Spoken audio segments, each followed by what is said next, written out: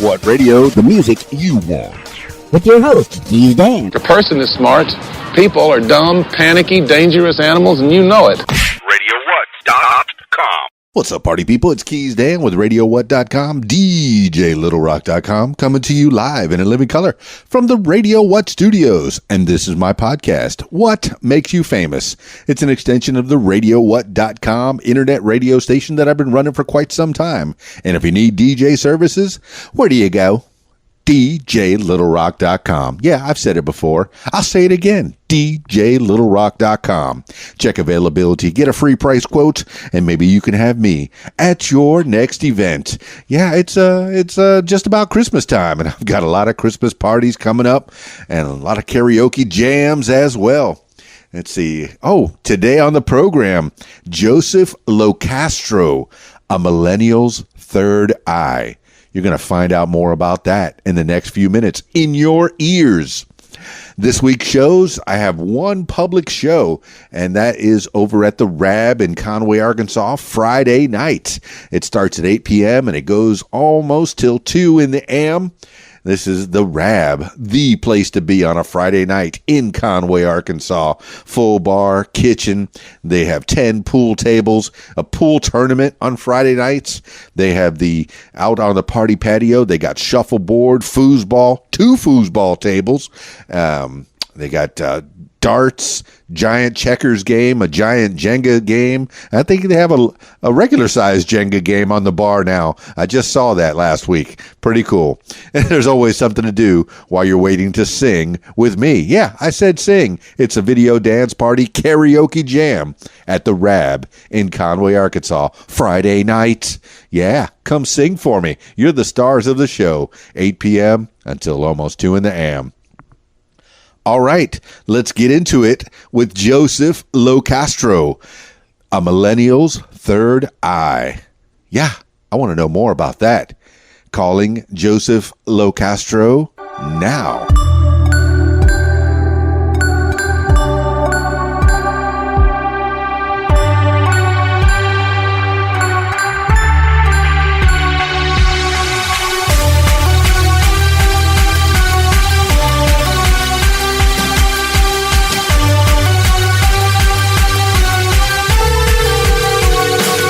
Hello. Joseph ŁōCástrø, please. What's going on, Key Dan? It's Keys Dan from the What Makes You Famous podcast. Hey, Joseph ŁōCástrø. Let's see, the millennial's third eye. That's what it is, man. How's it going? Oh, it's so good. Tell me more about you. Tell the people a little idea of who Joseph ŁōCástrø, the millennial's third eye, is. I've been excited for this all day. I appreciate it. So, how's it going, everyone listening? My name is Joe ŁōCástrø, and I am the leader of the group of the Millennials Third Eye. And I'm 28 years old. I'm professionally a chef, and I'm a psychic intuitive motivational speaker. And I'm just like you, another person in the world. What else about me, man? Right now, I'm just enjoying where life has brought me this past year, honestly. I can dig it. Well, tell me what happened this past year, and then we can go further back and probably further into the future. Yeah, that's exactly. I love it. So even though we're starting off on a good note, we're going to keep this good note. But last year, unfortunately, I lost my girlfriend to suicide. So what actually wound up happening was naturally, you go through a depression, and it shook my world up and flipped me upside down. And what it actually wound up doing was it put me in an unhappy position where I didn't even have the passion to cook anymore. I wasn't artistic. I didn't want to do anything. And this ultimately had put me in a position where all my fears, worries, and doubts were just right in my face. And this is something I didn't even know I was looking for the whole time, this 28 years of my life. But it brought me to the spot where I didn't care about what anyone would think about me and my decisions, because it got to the point where my family was telling me I needed to figure out what I wanted to do in my career if I didn't want to cook anymore. And I'm thinking, my happiness is important regardless of what I do next, my decisions. So I ultimately just said, you know what, I'm going to do what I need to do. And I took a step back from cooking. And it's just wild enough that it brought me to my happiness. And we have a hard time at times going, I'm looking for happiness, and we don't know where it is. And I just kept pushing myself, and it wasn't easy at all. But it brought me into podcasting on Blog Talk Radio. And I was listening to a lot of Blog Talk Radio podcasts before. and I loved it. And I love podcasts just like yours in general as well. And it brought me to so much happiness because I love helping others and being able to bring energy change to someone that is having a hard time, whether it be a conversation or psychic reading. And I'm just so blessed and grateful to have met so many cool individuals, especially the year's not even over and I get to meet you as well. So it's been a great ride so far. Joe, I mean, first of all, I'm sorry what happened with your girlfriend. I mean, I'm sure that was a devastating blow. But through pain becomes creativity quite often. And the story that you're telling me it's really paralleling a lot of stories that I've heard. Is some people try and try and try and try. And then sometimes once they just let go, I'm not even sure what that even means. Let go, stop trying so hard, just take a path, take a walk, take a beat, take a breath. And that's when things start coming. You know, when you stop caring about things so much that you put so much importance on things, that's when things start to ease up for you. I don't know. What's the feeling that you have on this, Joe? Yeah, I'm gonna be the first one in my life to tell you. I'll be straight up. It was not easy. It's not easy at all. And I'm a complainer, so I was complaining about the feelings, and it's exactly how you put it, the let go. One of the coolest things about this universe is that I'm opening my eyes to is energy, vibration, frequency connects us all. And I came into this bunch of different people, but they would help me out and be a part of my life in multiple places in my life, but especially this past year, if I was going to be going through something, there would be someone that already knew what I needed to hear, and it helped me progress in those moments. And I don't know if you've heard of it. I'm sure As Above, So Below, or As Within, So Without.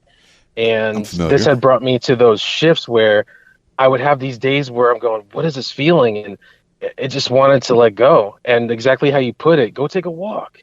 And it's really, it's just wild how much I'm learning and excited to learn it. But when you're just sitting there doing nothing and we're getting stuck in those emotions, the energy isn't in movement. It's just static. It's just right there. So it's not in motion, where as if you're taking a walk, you'll start to let go of those energies and it's in motion, and you're able to think in a different aspect and let go and find a better answer or solution instead of that cycle where we're depressed or sad. And that's the let go point. It's there, it exists. We just have to put ourselves into that belief of I can do this, or I will do it, and I believe in myself. Yeah. Joe, As Above, So Below. Man, I kind of remember that from my Catholic teachings early on in my upbringing. I'm sure it has to be a post of most religions is, God makes you in his own image, whatever creator you believe in, or if you don't believe in a creator, it seems to be a tent post of many religions. That as above, so below. He creates you in his own image, that kind of thing. But I'm from South Florida and the Florida Keys. I'm here in Conway, Arkansas, by way of that. And I know in the Florida Keys, it used to be a lot more spiritual than, just a lot of people coming together. And I remember I used to talk to a medium named Nina Locardi down in Key Largo. She's probably still down there. Every year she would find me on my birthday. Even if we had lost touch every other time, all throughout the year. And this is before Facebook. This is in the 80s and 90s. But somehow her energy, or call it what you will, it used to find me. Is this something that you experience? Because calling your hey, we're in the car now with Joe. Yeah, sorry. Oh, no problem. This is real life. This is real life. This is me in real time. Yeah. So I mean, tell me about the psychic part of the Millennials' mind's eye, and how did that start? Well, all right. So there's I talk about it in the sense of like two parts of me.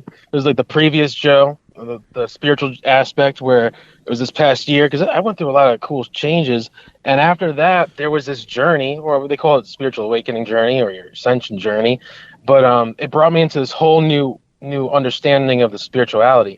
For me, I'm also going to park my car so it's not going to be beeping anymore. But for me, at a young age, What kind of car do you have, Joe? What kind of car do you have?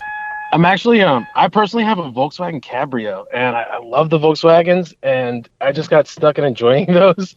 But I'm actually driving someone else's car right now. Are you stealing cars, Joe? Tell me what's going on right now in your life. Are you breaking down to stealing cars? No, I'm not stealing cars at all. Whose car is it, Joe? This is I've been seeing someone recently, so I'm driving their car. Okay, well, skipping forward, hey, your heart has mended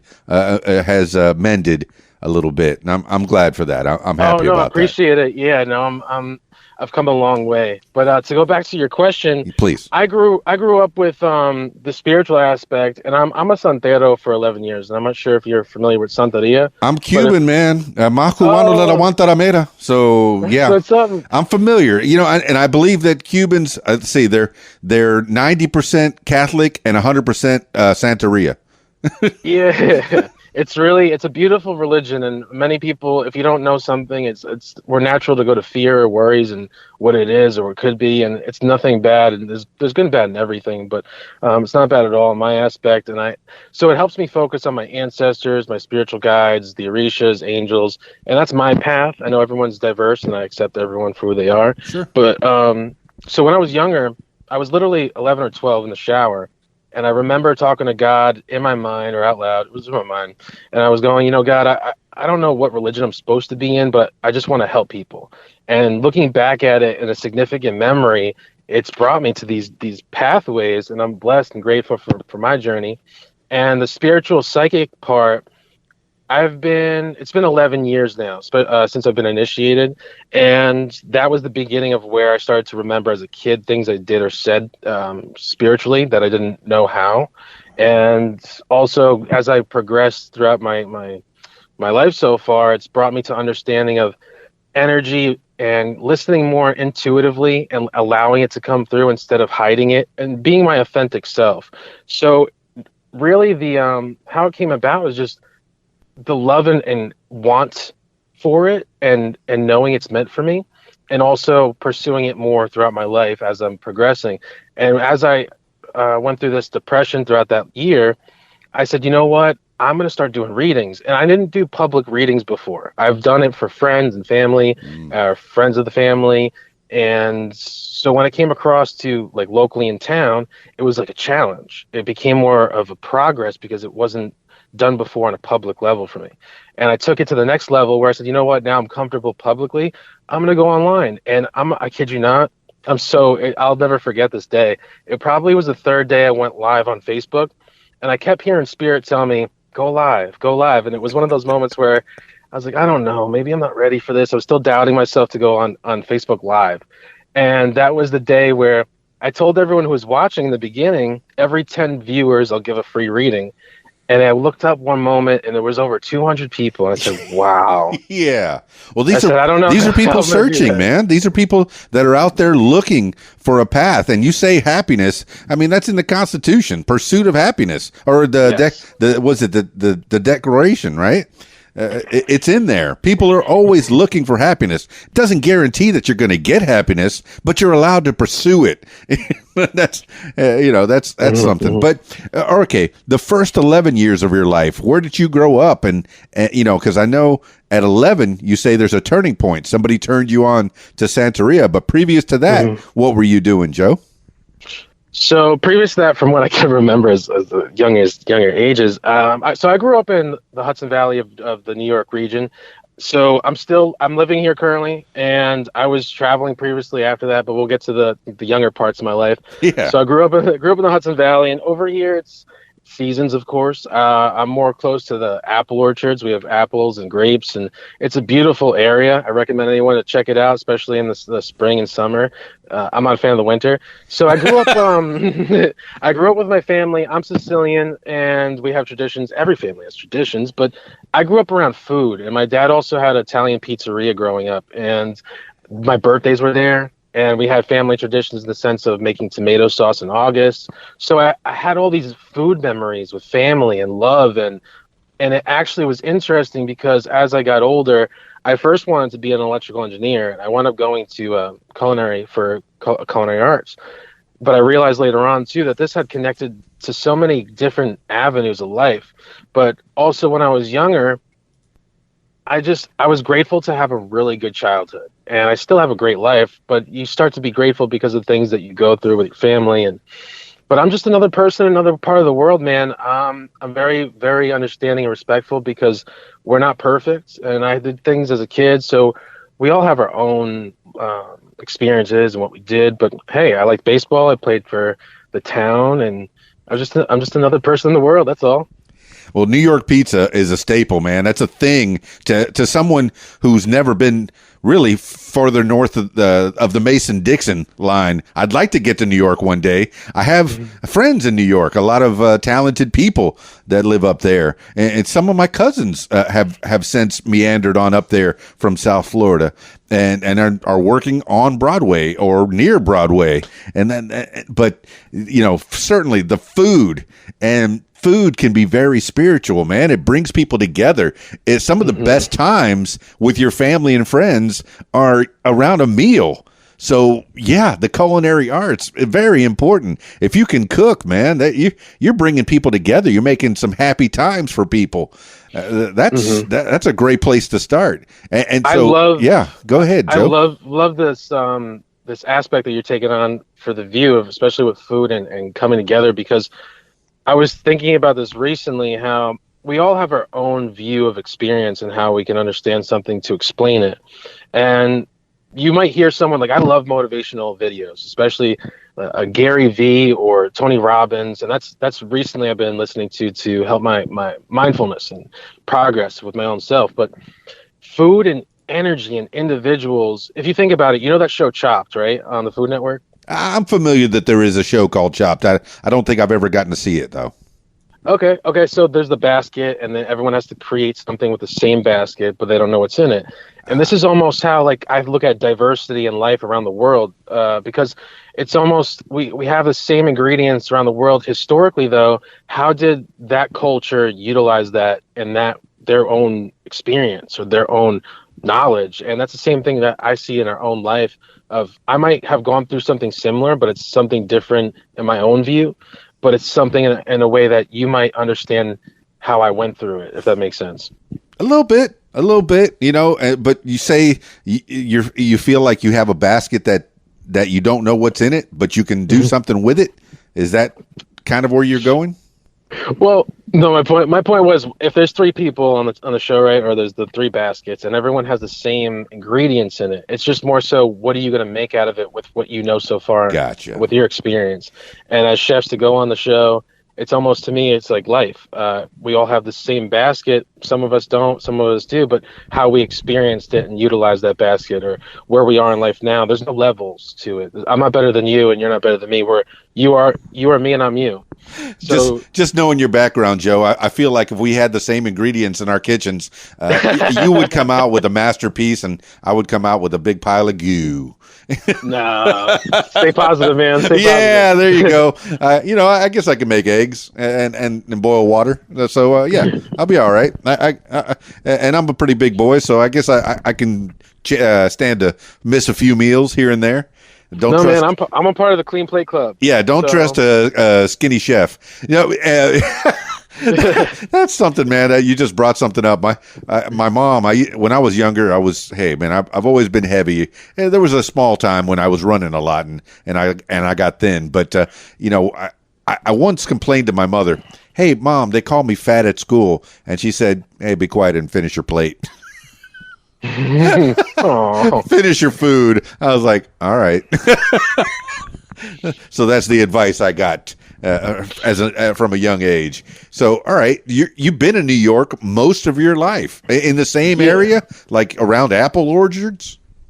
Yeah. So over by me, I'm near Hyde Park, New York. There's the Roosevelt historical landscape over here, and there's different sites. But I live personally near like orchards, and it's a beautiful spot. Very grateful. There's a lot of apples. There's like 100 acres behind my house. It's not my property, but that's the part I live in. And 20 minutes away, there's another city. There's no apple trees, but I didn't stay here my whole life. I moved around a couple times. I took an adventure, and it's actually I recommend it to anyone who is thinking about it and just wants to go, because there was a couple times I just chose to go somewhere without ever going. And I've been to South Carolina for a little bit. I was in Florida for 2 years. That's the last place I was at, and I love Florida. I was in the Tampa area.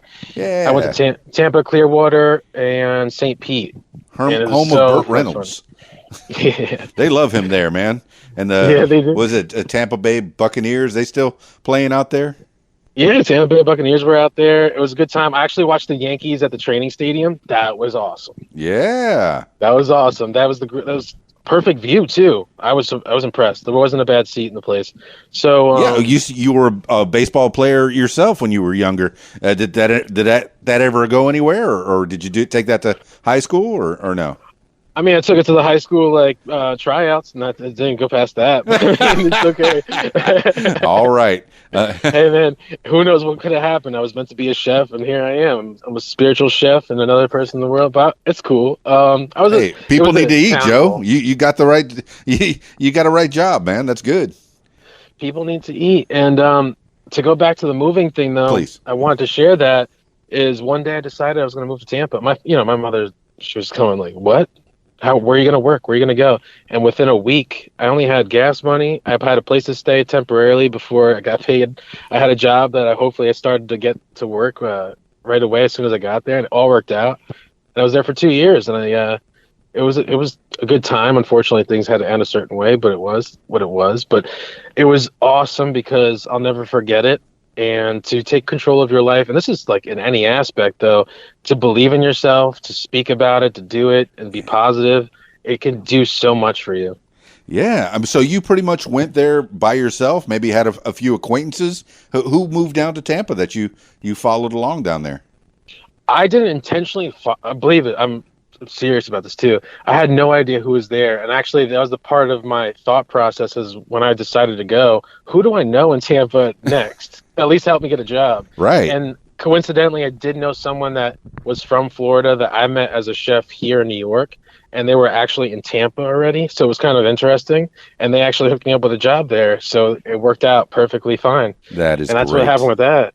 So, and you left the whole family? I guess you had brothers and sisters in New York. You left them all? Yeah. So I didn't leave them just like that. I mean, No. I mean, hey, I tell everybody in their 20s, go do stuff. You still have Wolverine powers, man. You're made of rubber. You could fall, you could jump, but you're not going to hurt yourself too badly. Yeah, I believe I can fly. Yes. So, referencing R. Kelly. He's had his own share of mishaps, but that's a whole other story. That's a whole other story. I was just doing the song, man. But I have a Tampa, brother. 2 years. Oh yeah, okay. Tell me about your fam. I have a younger brother. He's 18. He's different personality, of course, but I love the guy. He's an awesome brother. He's got his own thing going on. He likes guitars, and he's like a 70s kid. It's interesting, but really, really cool. He's got a leather coat and boots and yellow sunglasses. So I'm like, cool, man. But who influenced him on that, man? Was it mom and dad into the 70s music? I grew up in the car going to my cousin's house in Long Island, and my parents were like listening to Motown. And at the time, I didn't like it because I was just trying to listen to my CD player and jam out to whatever songs I was listening to. But now I love oldies, Motown too, and Billy Joel, all different stuff. So, but I don't really know how he got influenced, and that's a really good question because I don't know where the 70s just came out of him. He's like, I like rock and roll, man. I was like, okay, cool. For the kids out there, a CD player is kind of like an MP3 player, but it's a disc you had to actually put in there. And for the really little kids, an MP3 player is like an iPod. No, CDs, man. You're taking people back. They have those YouTube videos now where like kids are checking them out. They don't know what they are. And like, what's a Walkman or what is this? I have seen it, man. I've gone down that YouTube rabbit hole. I appreciate that. So, all right. So you got a younger brother that's into music. You'd say he's kind of into the thing. Is he a musician? He's like an independent. He's a young kid. He's 18. He's independent at home, playing piano, learning guitar. Cool. He's interested in it, and I think it's awesome for him.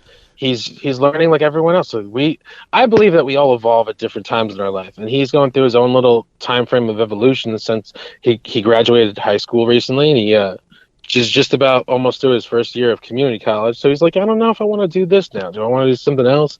So I think that's an exciting time because I did the same thing. I was like, do I want to do this? I was like, no, I want to do culinary arts, man. So I went for it and I did it. Yeah. So what was he's going through his own journey to where he's finding out different things, trying different things. How many things did you try when you got out of high school or even in high school that you were, hey, maybe I'll be this when I grow up. Maybe I'll be this when I grow up. How many how many attempts did it take before Joe figured out his path? Let's see here.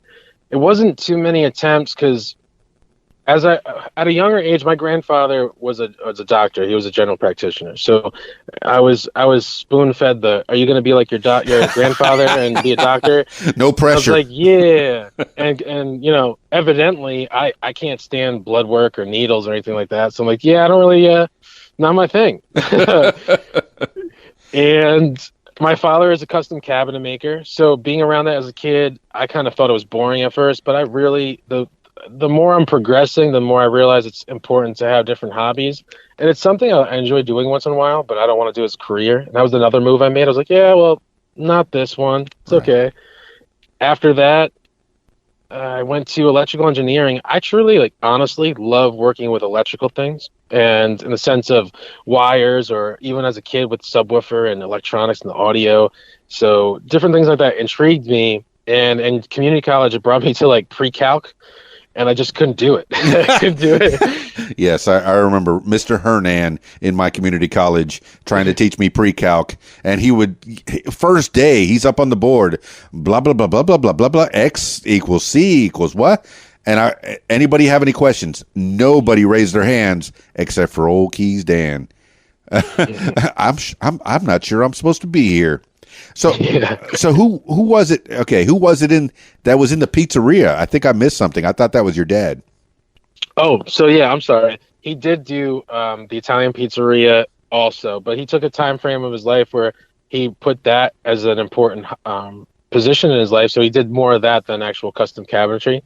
And after a couple of years, he stopped doing that, went back to full-time making custom cabinets. Commercial. He was doing more commercial, and then he went residential. Okay. I'm just trying to figure out who taught you how to cook, Joe. No, it's okay. Who taught me how to cook?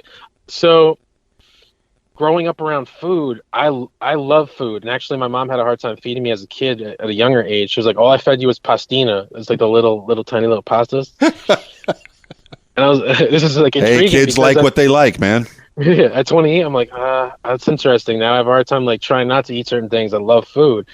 And I realized that the love for food, I watched my grandmother and my mother who cooked for me. And I was also around food at my father's restaurant as a kid. So to me, later on, I didn't realize it, but graduating college from culinary arts, I realized that this has been such a big impact in my life that it's symbolism of love. And it's really cool, and I love to share this because it's true. Love is an awesome big thing for everyone, and it could be a hobby. It could be a way of expressing yourself. It could be what connects you to the world and what you lived so far. So what happened later on was that I lost the passion for cooking, and I was depressed with what happened to me. So I didn't even want the love aspect had died. It's the aspect of where does my love go? There is no love to give out, and I don't want to give it. So this part of me just wanted to know, where can I go to discover new things about me, which I didn't know I was doing. So now looking at it now, I've took a break from cooking for 6 months. I recently just got back into cooking within the past month. And what was funny enough was the universe literally went, okay, I see you. Because I did a Facebook Live where people kept asking me, Joe, are you going to do a Facebook Live cooking on the Psychic Intuitive page? I was like, yeah, why not? And the day after, I got a job lineup just for the universe. It was like, here you go, start cooking again. So I came back to it. And what just happened the other day, and this is real, and I want everyone to understand this because our thoughts and energy, our intentional energy is important. So we have coleslaw. It's on the menu here at the place I'm working at. It's coleslaw, but I actually ran out, and it was just a little like, the mixture of the coleslaw was still there, and I just had a little bit of coleslaw. I had to like cut it up real quick just to serve some. We have those moments. You don't want to be in that moment of, oh, I need coleslaw, but so I'm making it. I was like, you know what? I'm going to put some love and intentional energy into it. And I said, this is going to be the best coleslaw you're going to have. You're going to be like, wow, this is the greatest coleslaw. What do you put in it? So the waitress comes back and she goes, Joe, they want to know, what do you put in the coleslaw? It's so good. And I'm laughing because if you just put love into it, it really does change a whole lot of things in your food. I believe that to be true. I mean, and the one of the things that KFC taught me, if they taught me anything, was how to make coleslaw. It's cabbage, if I remember right. It's cabbage, carrots, and onions. Pretty much that's it. And then the coleslaw dressing. Is that what you put in your coleslaw? So I put carrots, onions, a little bit of celery. No, coleslaw. Sorry, what am I thinking? I'm thinking about potato salad right now. I'm just messed up. Coleslaw, mayo, salt, a little bit of sugar. What else am I putting in it? Sometimes I put a little bit of carrots in it. I don't put too much when it comes to coleslaw, but I love doing blue cheese coleslaw. That is really good. That's a little bit of sour cream, some blue cheese, a little bit of mayo. It might sound gross to people when they think about mayo, but when you put it together, it's really good, depending on what you're like, barbecue stuff. Whew. Oh, man. You're making me hungry, man. My mouth is watering already. Joe ŁōCástrø, man. And we're talking about the food part, and I know we're going to get into the Millennials' third eye part of you. But what kind of food were you cooking when you first started out, when you first got a job and the passion for cooking? And like I said, did you have any formal training for cooking, or is it something that mama taught you or grandma? Or So the love for food, I loved eating. So then I got to the point where my friends at a certain age were making pancakes, and I was like, why do I not know how to make pancakes yet? So I started to force myself to cook, but at a little part of my, I had to be so young. I cooked eggs and I burnt them, and I made it I didn't know. I made it for my mom. I was like, Mom, I made you breakfast. And she goes, oh, I'm actually not that hungry. That's the sweetest thing, though. I mean, I'm guessing a little 8-9-year-old Joe ŁōCástrø there. Yeah, little 9-year-old Joe. Yeah, I made you breakfast. There's gummy bears and uncooked spaghetti in there. Or, yeah. There's my best. There's my best in it. So yes. I tried as a kid, and as I got older, the inspiration to cook. The food part really just came from the want and love for food. And later on, I started to understand that whole connection. And what it wound up going after college was I went into so many different avenues. It's kind of interesting. It's like life was like, don't worry about what the resume says. Worry about like just learning. And I went to a catering place, and I went to a higher volume restaurant. I went to a seafood. So I have so many things on my resume. And it's not that some people would think that it's bad because it looks like you jumped around, and some places, hey, it is what it is. You have to do what you have to do, and I couldn't stay because certain things happen. But right. I was in such a wide variety of different cuisines. One of the things I did too was I worked with Justin Warner he's from the Food Network. He won the 5th season of the next Food Network star. He's actually still on. He's a judge on Guys Grocery Games sometimes, or he'll be a judge on different Food Network shows. But I worked with him in Brooklyn at a place called Do or Dine. Yeah. And it was Asian infusion. So I've done Asian infusion. I've done French, Southern French infusion. I've done rustic Italian. What's Asian infusion? What are these different types of foods? I mean, that sounds delicious too. Oh, it's so much fun. I love Asian infusion, and also molecular gastronomy. But we'll get into that in a minute. But okay. So, anything infusion is essentially like Asian infusion. You're taking Asian ingredients and let's say American ingredients, and you're infusing them to make a dish out of something. So some of it was seasoning, some of it was Asian ingredients that maybe you don't see only in a market, and you're using that to correspond with an American dish that typically it might be one way, but you have something with more flavor and impact from a cultural background of specifically Asian. So it's pretty awesome. Especially I came across Mexican Korean, and that was really cool. They did a Korean burrito. Oh my god, They were on TV too. They're in the city called Corilla Barbecue. They were on the next food truck race, the Great Food Truck Race, something like that. But Infusion is taking two worlds and putting it together, making flavor from two different backgrounds, and it's fun because now you're opening the door for a whole other variety of things. And I look at food and cooking and life all together in one and experience, because if you open doors and avenues of possibilities, you're not just doubting yourself going, I don't know if I can do this. You're opening the door to other things such as, oh, what if I try this? What if I put this together? And for me now, it gets to the point where I have so much fun where some chefs might be like, no, you have to do it this way. I intuitively just put things together, and not to sound egotistical or cocky, don't take it that way, but it comes together, and I don't know how I do it sometimes. I'm impressed with the flavor. So I have fun with it, really. ŁōCástrø, your spice rack must be incredible. That's what I'm guessing, man. I imagine spice rack, spice after spice after spice, and the man knows how to use it. Well, you got to have adobo on there. You got to have adobo, sazon. You got to have some like garlic and onion powder, but you also have to have some Indian masala. It's diverse. And people, you brought up adobo. That's MSG, right? Adobo, it does have sazon. MSG, and yeah, MSG is really not bad. It's not, man. I listen to science podcasts all the time, and they've debunked. It's not a bad thing, man. It is what it is. It's a spice.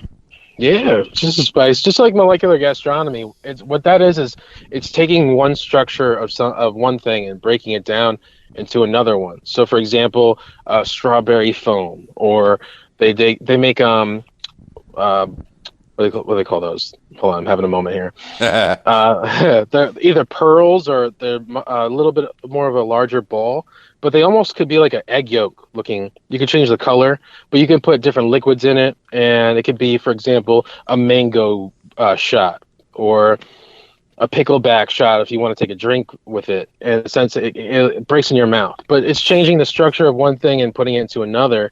And there's things such as xanthan gum, or there's things such as sodium I can't remember the words right now. Hold on. Man, this is some Willy Wonka stuff, man. When he eats that gum and all these flavors just start bursting out of it. That's what I'm likening this gastronomy. Is that how it is? Where you taste one thing and you're expecting one thing, and then boom, other flavors just start pouring out. Is that what you're doing? What I'm doing personally, no, I'm doing comfort food right now, but I love doing molecular gastronomy stuff, and that's exactly what it is. It's more like a play on a visual art, but also with flavor and how you're enjoying the meal and how it's presenting itself to you. It's a actual art in a sense, so it's really cool. I suggest if anyone has never heard of it, check it out. One of my favorite chefs personally is Grant Achatz, and he's got a restaurant and also a bar. So he's got cocktails they look like a science lab. So it's pretty cool. Well, there's a lot of chemistry to it. I mean, I'm just looking it up right now, and it looks pretty cool, man. And somebody who specializes in that could go somewhere and just expand minds, and that could connect the two parts of you. How about that? There you go. That's it. All right. So, I like that. What was the first food job that you got? I mean, like I said, I was at KFC. Before that, I was at Garcia's Mexican restaurant, scraping cheese off of plates as the dishwasher. And I recommend, any kid who's looking for their first job, hey, don't discount the dishwashing job, man. It teaches you responsibility and the dishwasher character. Position, man, is the most important, honestly, in the kitchen, because if the dishwasher isn't happy or they're not there to do the job, everything does stop working. Like, you can't keep going without the dishwasher, because it's not about washing dishes at the end of the night. It's about keeping continuously going as a machine, as a team. So that's why you got to respect your dishwasher, because they could be like, you know what? I don't want to be here. I'm not happy. And you're stuck cooking and washing dishes and trying to keep everything afloat. But so before I even got into my first actual cooking food hospitality job was working in a town deli. And it's interesting because there's the town deli, and it was almost as if there was all these group of individuals from high school that worked together. And then there was also the town ice cream parlor, which I didn't work at, but it was another town thing. But I grew up in the town and I worked at a deli, and it was awesome because it would be after school and it was with people I knew from high school, and we just got together and we, served sandwiches and whatever we had to do. But it was a good time. That was the first job I had as a kid. And if you wanted to know about the first job I had after college, it was actually the catering job. And the catering gig was interesting because it was actually in a Buddhist monastery type of spiritual retreat center. Huh. And they were located there. So I was catering with them for that building, but also off premises for them as well, for that business. Well, that leads me to believe there's some specialized kind of food there when you say Buddhist, right? It wasn't. There was times where it was, yeah, because there was different groups that came in. Some of them were more strict on what their practice was, and they had certain methods on how they were going to eat, and I'm not familiar with all that, but they were all diverse and different. So some groups were just there to learn, and for the spiritual retreat they were going for, and we just had different variations of meals. But it was really cool because you went from well, I worked in different cuisines. So in this part, some of it was Indian, some of it was some dishes that we have, but it's more rustic and fresh. A lot of it was all fresh, and that was and always is the key aspect to a good cooking position, a good cooking meal of menus, because everything's fresh. There's a garden, you care, and catering is different. It's a whole different animal, and I love it because there is a timing, there is a certain amount of people, there is moments to be shared, or what's being catered, or why is it there for to begin with, versus the actual restaurant. They're both cool to me. Catering is more, you're there for moments that people have, or you're part of people's moments with food. So I have more of a sentimental thing personally with that. But that was my first out of college job. No, I can appreciate caterers. I DJ a lot of parties, weddings in particular, that they use catering, and timing, what you were saying, is definitely everything. As one of the first things I do when I walk in the door is I go and talk to the caterer and I say, hey, what time do you have dinner down? Oh, 6 o'clock? Okay, I'll time everything up to that. The first dances, the toast. And you have to be on the ball to where you get all that food out at the right time. And that's an interesting thing that about the catering, because some foods could take 45 minutes to prepare. Some take 2 hours to prepare, and some take much shorter. But you have to have all that food come out at the same time. Absolutely. Yeah. How difficult is that? A lot of, and I'm not saying this to make anyone feel bad or anything, but not many people sit down and think about what's going on in the kitchen. And that's where, me personally, it's not what the customers think or feel. It's more or less they have to enjoy that moment and their meal. But in the kitchen, there was several places I had a lot of respect for, because they actually had parts in teaching me timing. And one of the best places I was at was actually in South Carolina. And this place was so good that everything was verbalized with minimal words. Everyone was a team that communicated, going up in the window for this table at this time. And if you're going to be late on that ticket, you were 1 or 2 words, that was it. And I actually got yelled at. They were like, 2 words. They're like, it was too many words. It was very simple communication. So there's a lot involved when it comes to a really good restaurant that's putting things out on time on that ticket, and they're putting so much care about that table.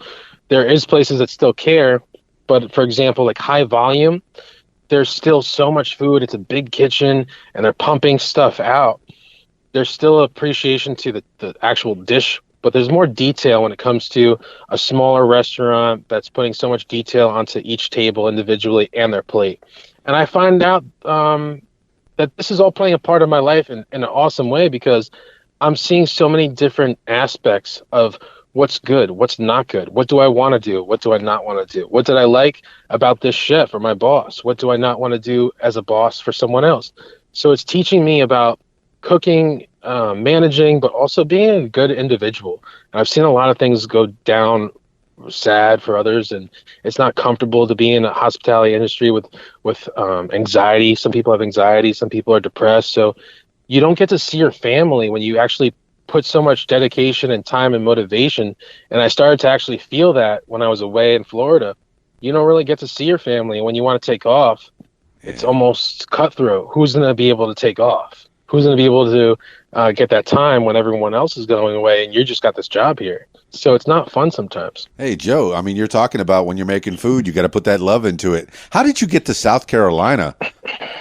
South Carolina. So honestly, when I was younger, I also loved South Carolina because of visiting. And I didn't go to, we first went to Myrtle Beach, but I actually avenued off into Johns Island and Charleston area. And one of the reasons, honestly, I'm not going to lie to you, was I had a breakup at the time. Oh. And I was like, you know what? I'm going to go find a job in South Carolina. But I did it though. And I drove all the way down there. I did 2 interviews. I got the job right away after the one I did. And I liked it so much. I made a deal. I was going to go back at a certain time, but I did it. And I was there for only you didn't know 4 anybody months, in South Carolina still? So I got lucky again. And this is the same thing that happened with the Florida one. I wound up going to school with someone that lived in South Carolina in that area. I said, hey, is it cool if I would be able to stay at your place for a couple of weeks so I can get settled in? I got this job here. He was like, yeah, not a problem. And that's what I did. That is cool. And the gang, man. And you're talking about breakups. If women think they don't rule the world, they do, man. We do so much for them. And yeah, we have feelings too. Men have feelings too.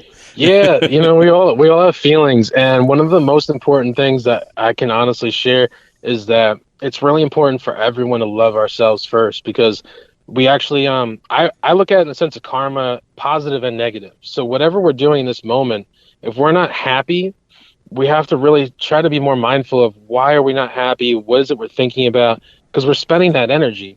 And if you're spending that energy in this present moment, you're putting it out in karma. So you're going to receive that back to yourself. So are you going to waste it on the opinions of others or the sadness or waiting for someone, or putting yourself first, making yourself happy? And that's been such an amazing understanding. And I can't honestly say I did this all by myself, because people have to play a part in helping us in our journey. So when someone's a part of my life and that comes into the picture and they're able to say, you know what, this is happening because of this, and you're not, be happy. So one of the best things I've heard this year is someone said, Joe, when you're happy and you do all these things because you're happy? And I said, yeah. Well, why don't you do them when you're not able to receive the other things that you're looking for? So people look for love and a good job and money or working out, situation perfectly. So instead of waiting for those, just treat yourself the way you would treat yourself there now without that. And that was honestly a click in my head going, you know what?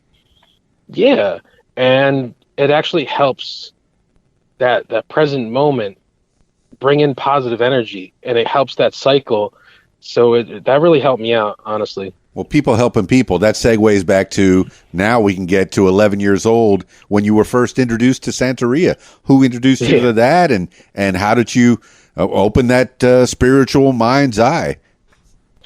So, okay, my mom was introduced to a santera that my great aunt went to, and my mom was 16, I think, 15, 16.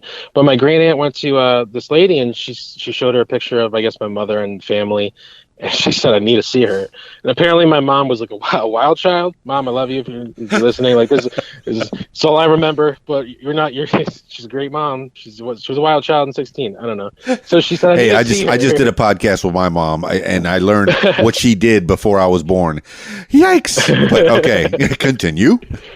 So she met my mom, and she helped her out through readings and whatnot. And eventually, from what I remember, can I flip my phone? No, we're here. Okay, cool.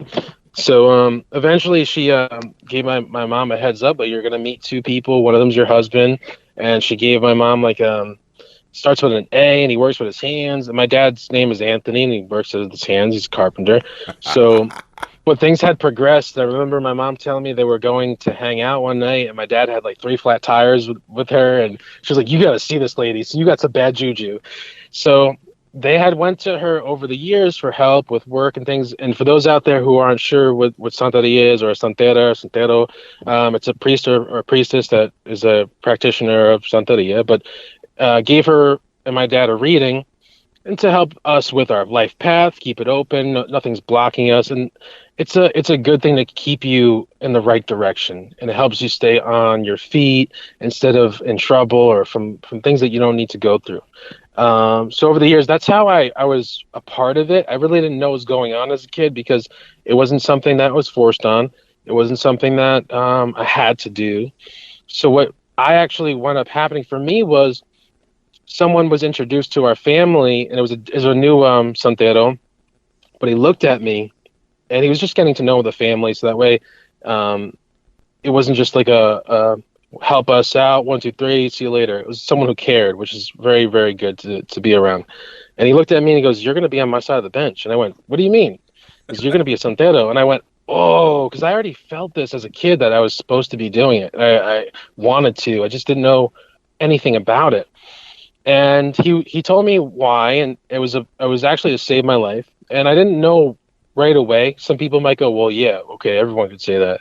But he said, "I want to give you a reading later on next time, and we'll see if this is the case." And he did, and it actually corresponded to my grandfather, who passed away at a younger age before I was born. And there was a cycle of reincarnation where it was to break this early death. And that's exactly what I did. And so much detail has come out of that. And the religion is it's a beautiful thing, because for me as an individual with this path, I've experienced different understandings on a higher scale as an individual person, where it's brought me so much detail of understanding myself. It's not just something that's a reading as a psychic intuitive.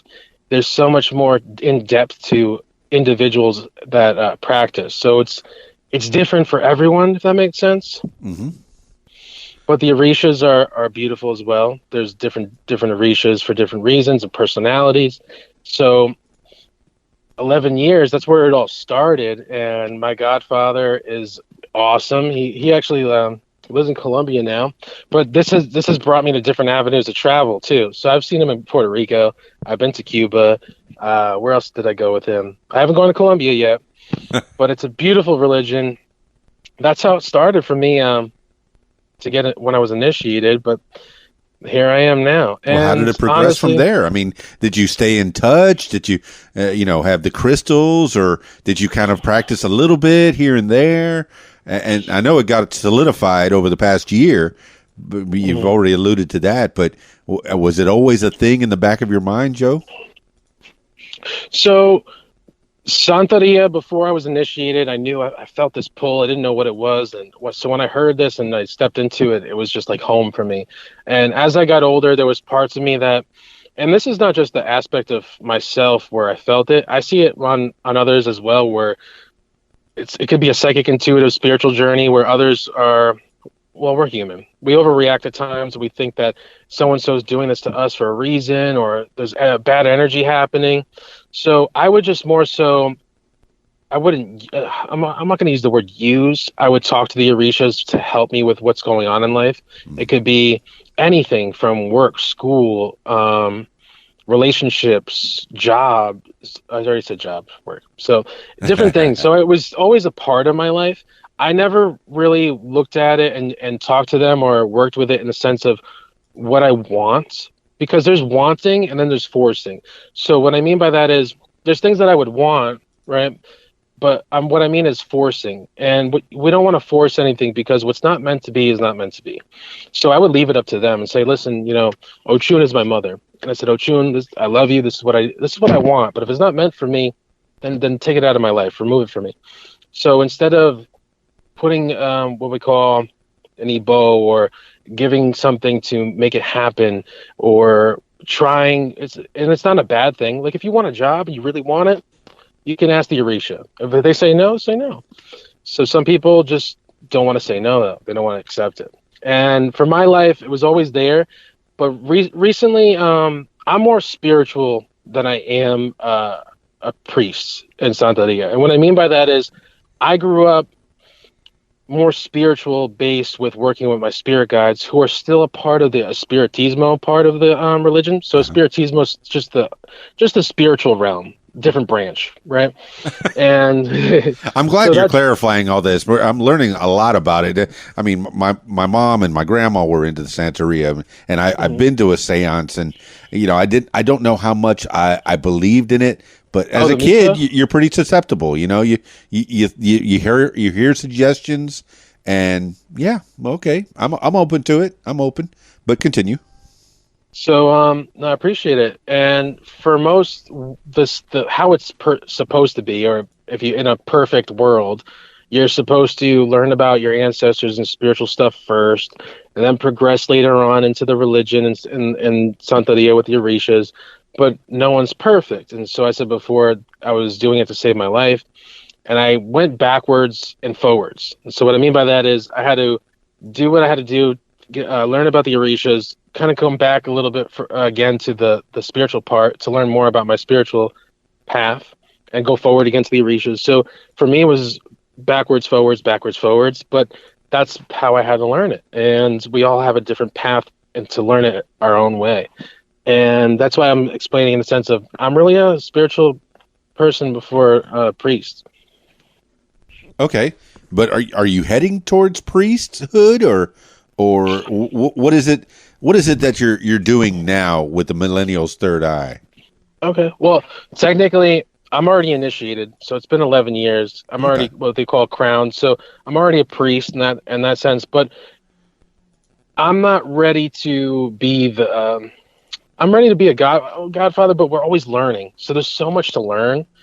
So I'm more looking at it in the sense of I'm not ready to really teach yet, but I'm still learning in the Orisha realm and the Santeria realm. The Millennials' third eye, what it has come into is so cool to me that I don't even know how I didn't plan it. And it's organic, right? It's organic. Yeah. That's the word I'm looking for.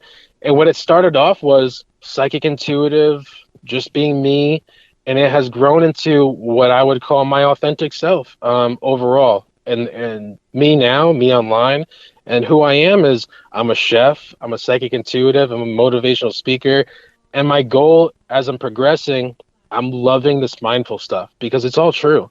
And the more I'm learning, the more I love to share about my personal experience on energy, metaphysics of energy, how it's important because of what people want to manifest and create in their own reality and life. And so we all get excited to bring in abundance and pull in money. And there's so much more to this. So that I get really intrigued as I'm learning and using it to share it with everyone and also still give readings. But a Millennials' Third Eye is a podcast. It's a chef. It's a comedian. It's a fun-loving individual. It's someone that you could be comfortable with and listen to and be honest. And if I don't know it, I don't know it. I'll be honest with you. So it's so much in one. And that's a great question. Thank you for asking that.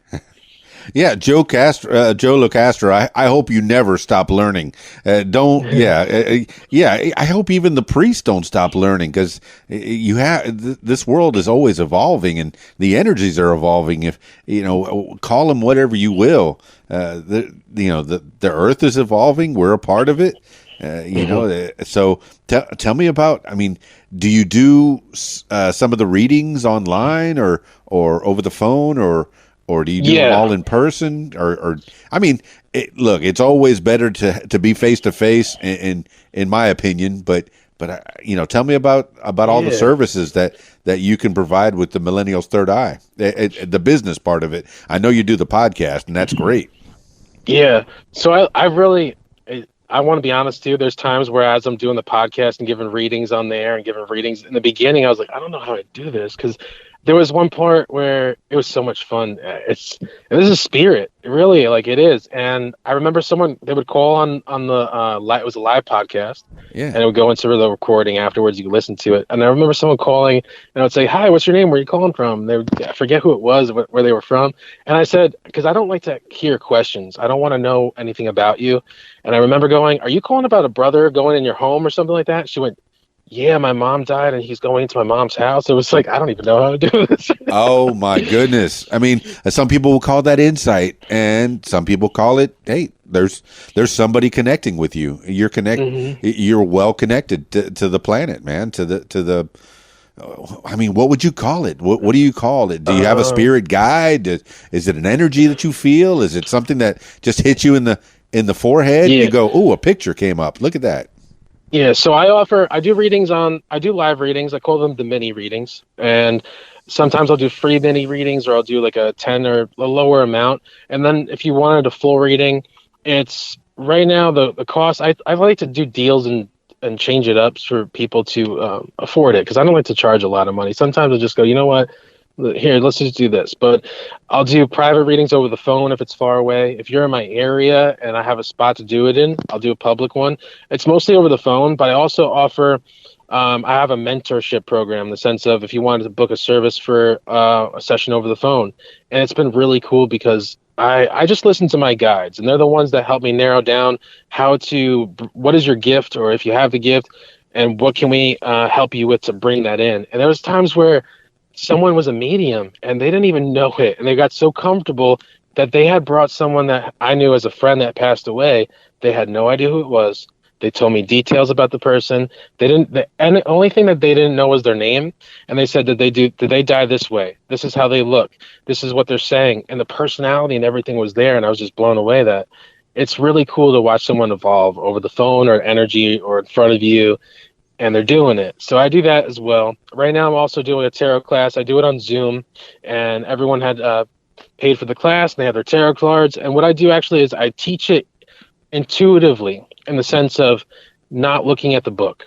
Don't worry about what the book says, because what's happening is what you're looking at is the definition of that card. And instead of doing that, all you're going to get is that meaning for that card. And the cards fall in different positions, and there's energy from you in that reading. If you're reading someone, right, it's their energy. So it's going to change everything in that card. Whereas intuitively, not only are you looking at the imagery of your tarot card and the sense of the position, or what you're pulling the cards for, you're allowing your spirit guide, your intuition, to tell more detail about the person that they need to hear for this, the messages. So I'm teaching that tarot class as well. This is my second time for the class. And I love it so much that the first class, I said, you know what, we're doing the same thing over again, and guys can listen and join in for free. So everyone gets together, and they get happy. And we don't realize how much affection and participation we have on people's lives in the sense of helping. I was doing a tarot class, and I'm realizing that people are coming together more and becoming happier, learning something together, and they have something to talk about and learn together over the internet. And it's really cool. It really is. Everyone's a happy appreciation, and I'm grateful, honestly. So that's what I do right now. I'm cooking more so it's kind of when I have time to do the private readings, or if I have time to do the live stuff, I'm still going to do it no matter what. I'm going to make time for it. But that's what I do. And I reach out to people if they reach out to me. That was a big thing for me.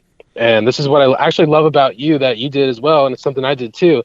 Reaching out to someone without even worrying about what's going to happen. And I did the same thing for my podcast. I came across someone that she traveled the world, quit her job, and just did it. And she's still doing it. Yeah. So I said, hey, I'm doing this podcast. I want you to be on it. She said, absolutely. So when you did that, I was like, yeah, this is awesome. And just run with it. Be happy. And you find out who you are when you're letting go of all these worries, doubts, and fears and just doing it.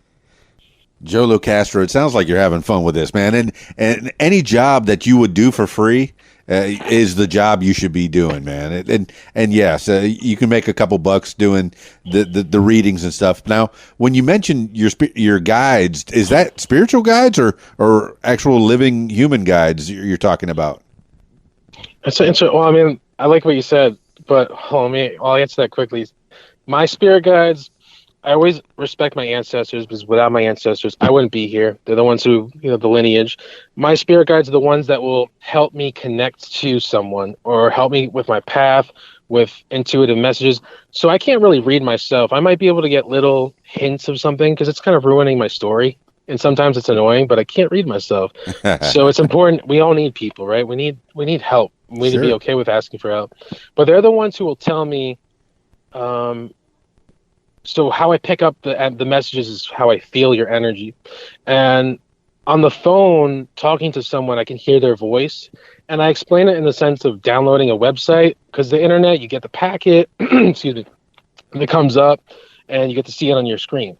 So I'm downloading your energy. It's energy transfer, and that's what's happening. And I pick it, and I feel it, and I see images, and I listen to them help me understand the best way to explain it to the individual. And it's really wild because they they're almost like me and you on a different plane. They'll change up the whole system on me one day, where I used to be able to just give them the reading right away on the phone and start. Now they're telling me I got to write down the subjects, and then we're going to go into each subject. So it's different, but I pick up on someone's energy, and it could be in physical form, it could be on a voice, it could be, but I don't do that all the time. Just like, I'm still Joe. I still have to cook. I still have my own life and obstacles. And some people think that being psychic intuitive, you know everything, and I don't know everything. I still have to live. Joe, it's a millennial's third eye, and from what I understand, and from what I'm getting, the third eye is looking out. It's not looking inward. For the most part, it's looking out. And so to be able to read yourself, I think you need some help from another eye that's looking at you. This is just, metaphorical, if you will, or metaphysical, but that's what I'm getting, and from the outside looking in, you could see other people and read their energy, and not necessarily read your own. And I'm guessing you're very insightful about things of yourself, and I'm glad that you have the cooking job. I mean, what are you doing these days, cooking wise? So that's actually an interesting question. Please. And I'm going to tell you why it's interesting to me, because before the 6 months when I was working and I still didn't quit yet, or I didn't take a break, I was still in the mindset of I'm not happy, and I was in that cycle, and I would go to work and have the same mindset. So not only am I back cooking again on my own journey, but I'm actually this time progressing using mindfulness. So if there's days where, hey, I'm going to wake up and be like, I don't want to go to work today, but you know what? I'll go, what can I do to set my intentional energy to learn and put into practice today? So for example, the other day I said, you know what? I'm going to set it so that I'm going to use my energy to influence the room. I'm not going to let the room influence me. And that's the empathic part of us, where someone might bring us down energetically and we don't even know it, or someone's mood can affect us. So instead of someone's mood affecting me in a negative way, I'm going to lift everyone up in a positive way. And that really does work. And the example of the coleslaw, I was like, you're going to love this coleslaw, a little bit of alchemy in a sense. You're making it into positive energy. And that's exactly what happens. People will, it affects them, and then they feel it and they taste it. So I set the progress on mindfulness and being more aware of others, in the sense of not just being not being selfish. How can I help them? Are they playing a part in my life? Is there something that I need to learn, instead of just reacting to someone's sadness or emotion? And it's not easy. We have moments where we just want to snap, or we are upset right away. So it's taking a step back and detaching and seeing it on a different view, instead of my own emotions or my own reaction. How can I see it in their view, or what's going on with them? And it's been fun, man. It's not just cooking, it's challenging. Man, Joe, I love the way you talk, man, and I hope my listeners make their way on over to the Millennials Third Eye. Now, are you working at a restaurant? Can people go to this restaurant? Can they come and eat your food, Joe ŁōCástrø? Yeah, I mean, you can come check me out. Right now, I'm at Laura's Family Restaurant, which is in Poughkeepsie, New York. If you're in the area, we have new specials every Thursday. We switch it up. It's all what we call comfort food, but it's all fresh. So if I'm making it right now, I got fresh pasta coming up soon, whipping up some fresh pasta. So we got some of that. We got some good stuff. And I like to do it because, you know what? It's good energy here. My boss is a really cool individual, which is rare to find, someone to just, be yourself, to go to work and have fun.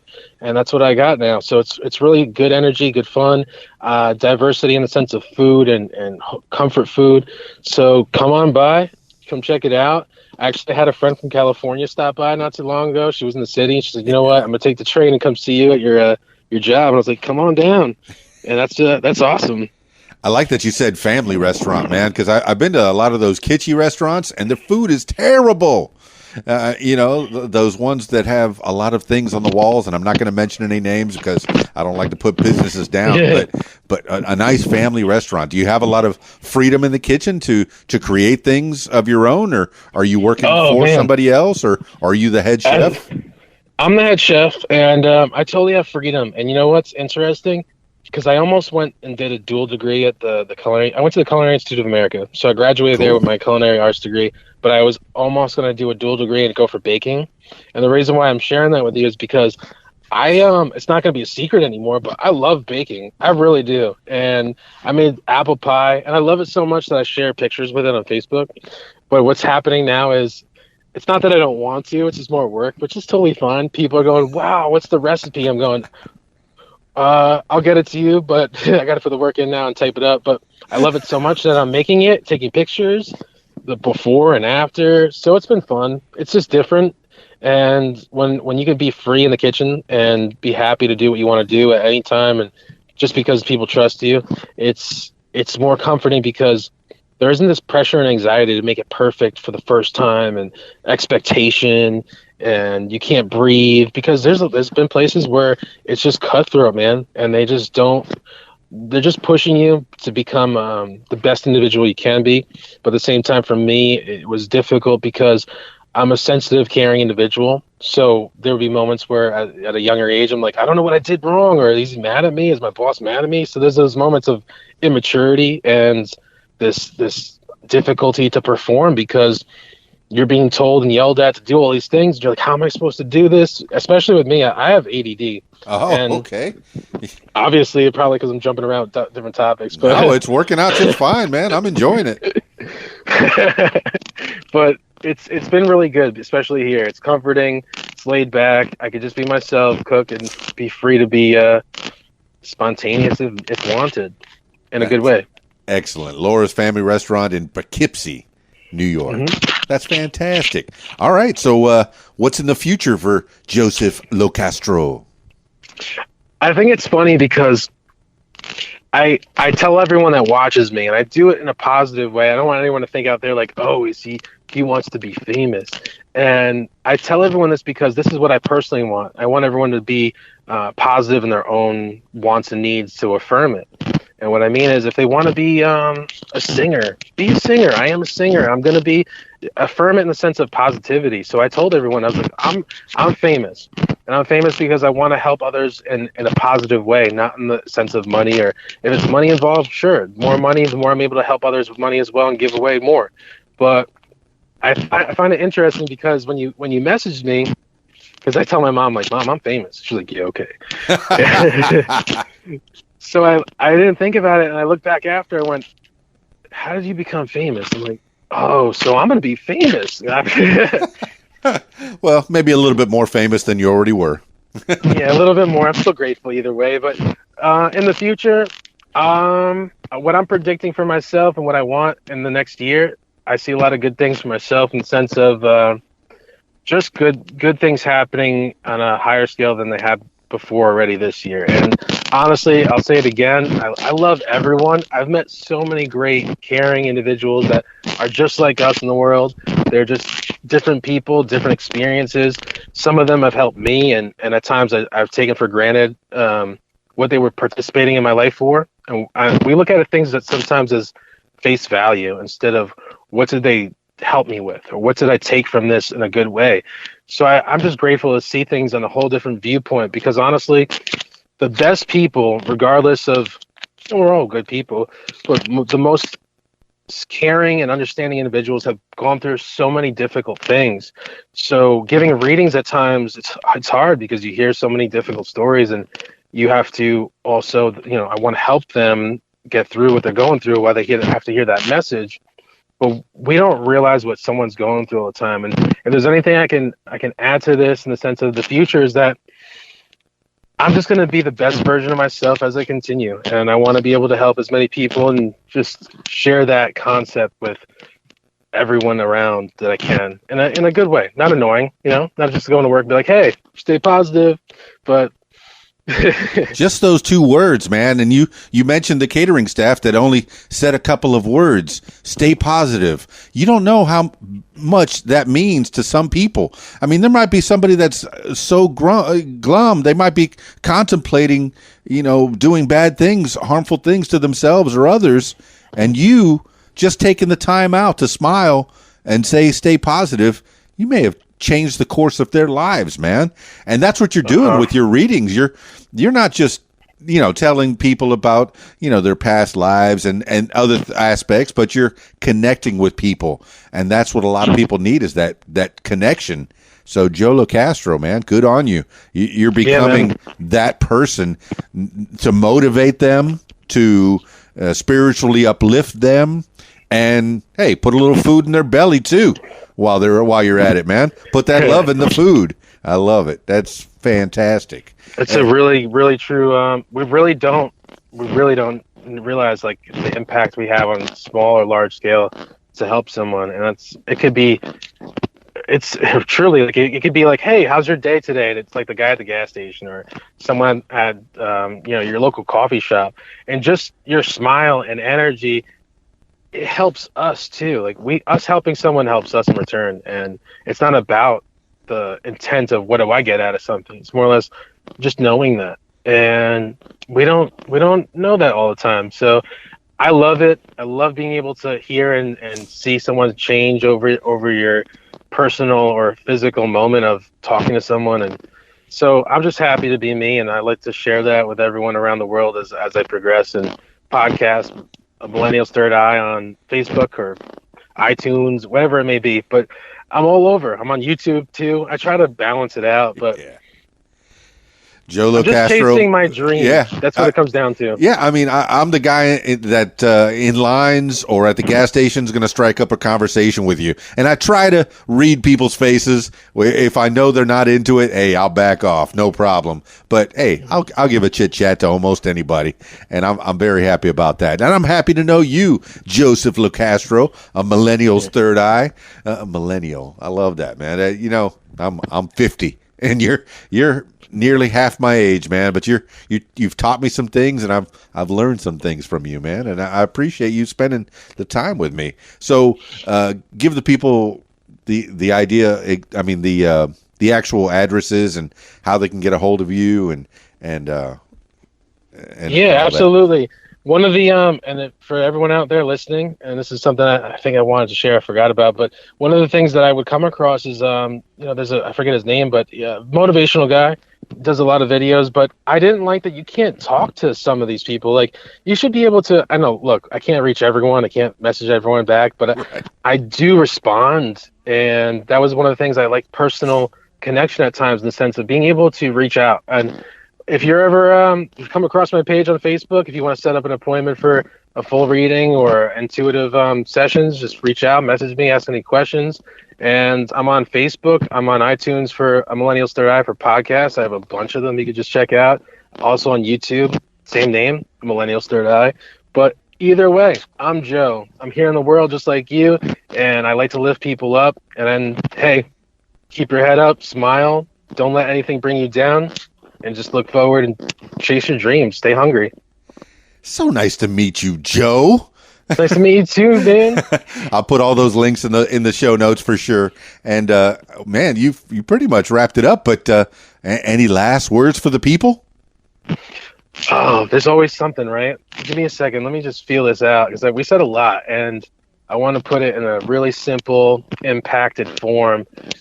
Just know that we all have our own experiences in life, and you're not alone in the sense of what you're going through, what you're dealing with. There's someone out there that might have something similar, and it really impacted me when I realized in the subway in the city during my internship is that there's so many people on the subway and they're quiet reading a book, but yet we have so many things in common, but we don't even know about it. And one of the beautiful things about what I do is that a lot of people come together on my Facebook Live or chats or even in groups, and I encourage it to talk to each other no matter what.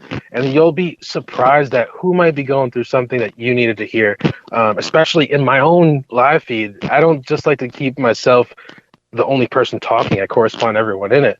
So keep your head up. Don't let this moment or something traumatic keep you from being able to breathe and being able to connect with someone that is just like you. And we're all similar in one way or another. That's it. Well,